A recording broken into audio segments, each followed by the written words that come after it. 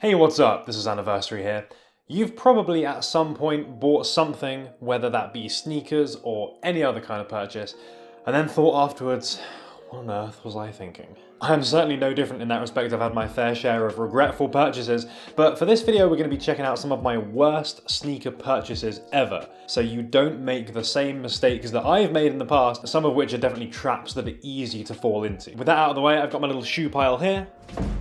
There it is, and we're going to take a look. Alright, so the first one here is actually what inspired me to make this video, because we were talking about it on the live stream last week or the week before.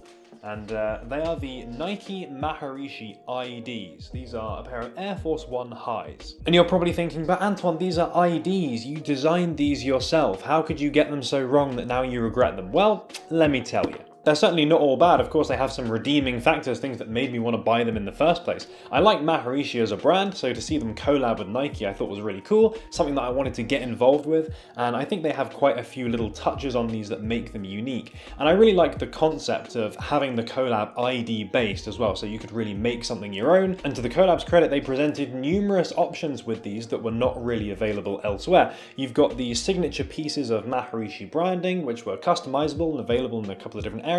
You've got like the internal camo bits which were customizable. You've got lots of different materials like this little suede section on the back here.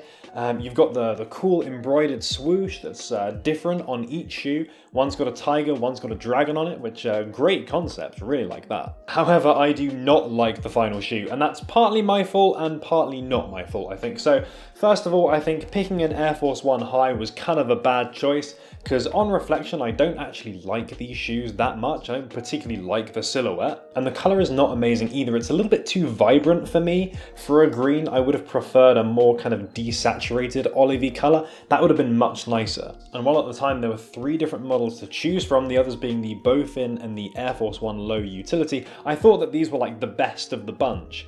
But on reflection, yeah, maybe the utilities would have been better or something, because I do prefer the lows to the high, even though the utility buckle is not that cool. And I also think that there are a lot more interesting color options that I could have made use of on those other options that I didn't, because I went for this model. I think the fact that it was a Maharishi collab as well kind of incentivized me to buy them, where maybe otherwise I wouldn't have done. I definitely placed too much importance on that.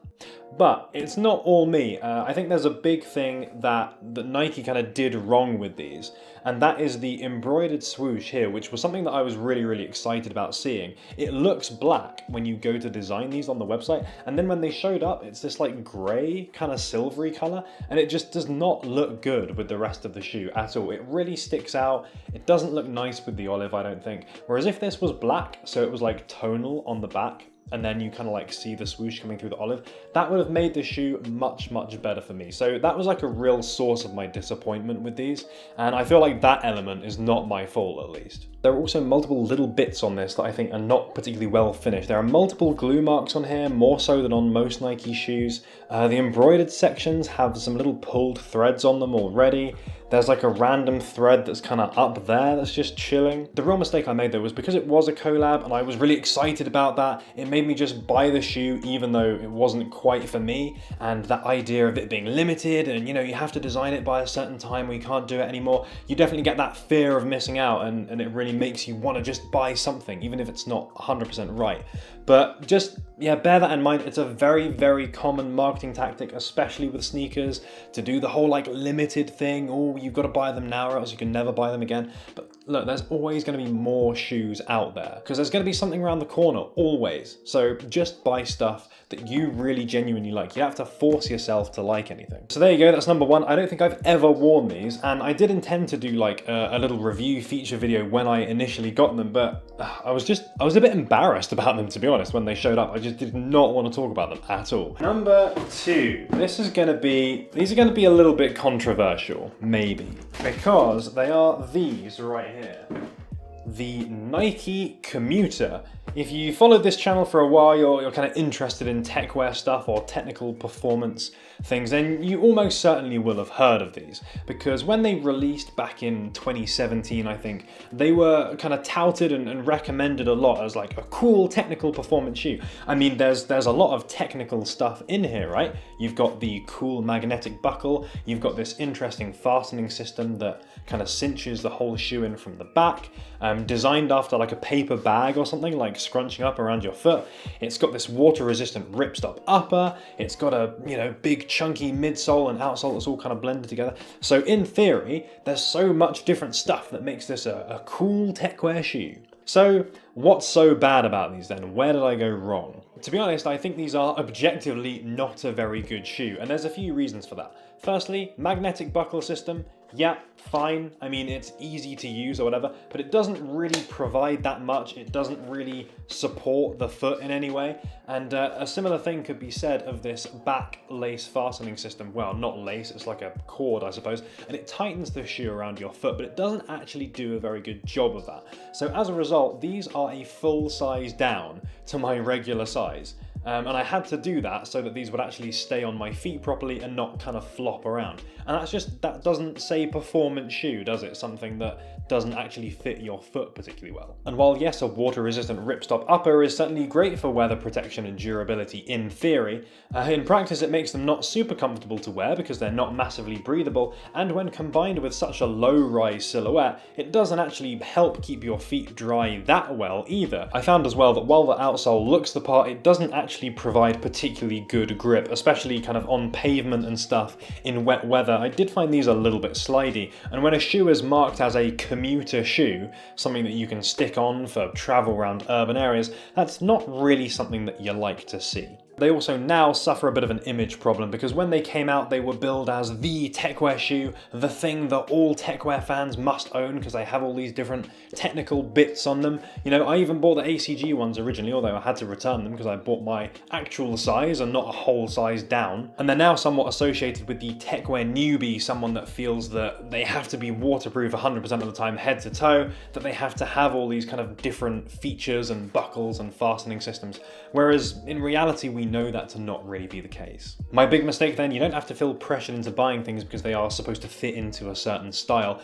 And also, a lot of things, especially shoes, are not all about weird features and stuff done differently to other shoes. There is a reason that 99.9% of shoes use laces, and that is because laces work.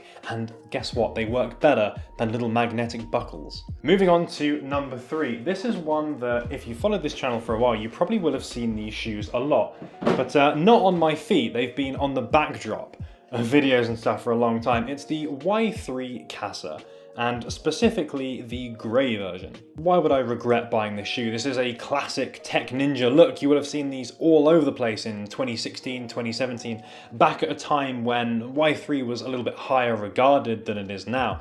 And in fairness, I do actually quite like the look of these shoes, especially in this grey colour, because, you know, you got a couple of cool different tones going on here.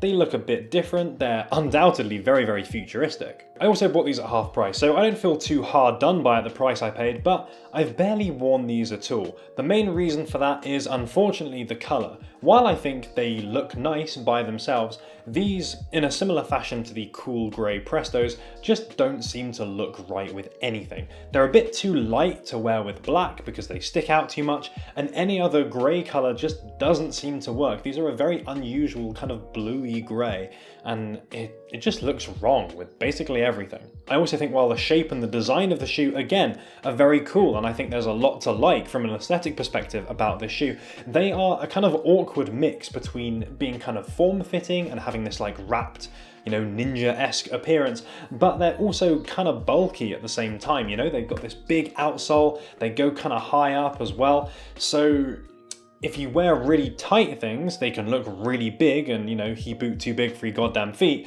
But then if you're wearing really relaxed, kind of bulky things, it doesn't quite look right because you've got these things that are very tight over the foot.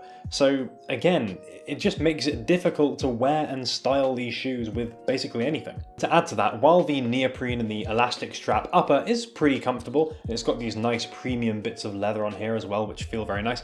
The outsole, which is based on the Adidas Tubular sole is quite possibly one of Adidas's worst. It's really quite rigid, doesn't feel that great on feet at all. If you wear these all day, you will end up probably with painful feet. They are just too hard. My problem here was really a styling one. I saw the shoes by themselves, I thought, wow, these look cool, and then I bought them without really thinking that I have to wear these and I don't just want to display them as an ornament. So when you're picking things up, you really want to satisfy both criteria. You want something that you like the look of, that's going to make you feel good when you wear it, and also something that you're not going to struggle to integrate into your wardrobe and to wear with other things. So when you do get stuff, just, you know, check them out, try them on with a couple of different outfits, and just make sure, like, yep, there's definitely scenarios where I feel very comfortable wearing these, because then that will definitely help alleviate this issue that I know a lot of people have done, myself included with other shoes, not just this one, of buying things because they really like the look of them, and then they just end up not wearing them because they just don't fit into their wardrobe properly.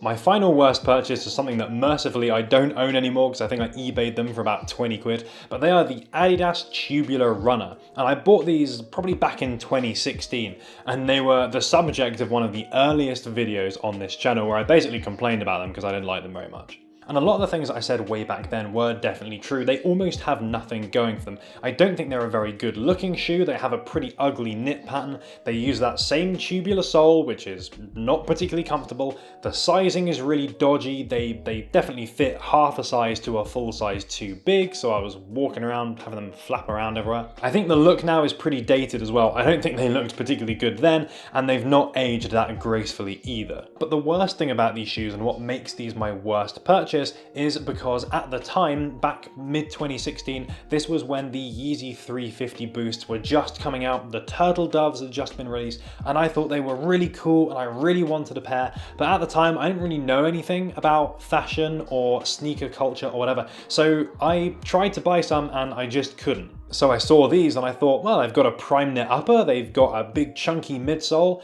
and I can kind of pull the laces out like people like to do with the Yeezys, so that's a good alternative, and I can actually buy those, so I'll go ahead and do it. That attitude, I think, is a big mistake, and I've said it before on this channel and I'll say it again, that if there's something that you really want, but you end up buying something else as like an alternative to that, it doesn't make that want for the original thing go away. So you haven't actually solved the problem, because you still want the original thing, but now you just have something else that's kind of similar, but you didn't actually want that much. So not only are you likely to be unsatisfied, but you might actually end up buying a bad product as well, as is the case with these. They didn't have the comfort of the Boost sole, they certainly didn't have the clout of the Yeezy. They really were a total waste of money. And I'm not saying that you should just go out and buy the exact thing that you want whenever you want it, because had I done that in 2016, I just didn't have the money for Yeezys, basically. You can put money aside, you can save up, and then it makes it all the better when you finally do get that thing you really want. Or if you feel like it's not a very good financial decision to be spending that amount of money on whatever product it is, there's nothing wrong with that too. And chances are, as I said earlier, there's gonna be something else that's around the corner that you might like just as much or even more. Just because you like something, you don't have to go out and buy it every single time. Don't make yourself go broke over clothes. I know they're cool, but it just ain't worth it. Hopefully you guys can agree these were all not particularly good purchases for their own reasons, but which do you think was the worst? Which one wins it out for you? As I say, I think the Tubular Runner was really the kind of standout trash purchase, but if you think something else on this list, then let me know. And if there's something that you particularly regret as well, then feel free to out yourselves down in the comments, because I'd like to see some of your mistakes as well to make me feel a little bit better about myself. But as always, thank you so much for watching the video. If you enjoyed it, please give it a like because it's super appreciated, and we will be back next week with another video.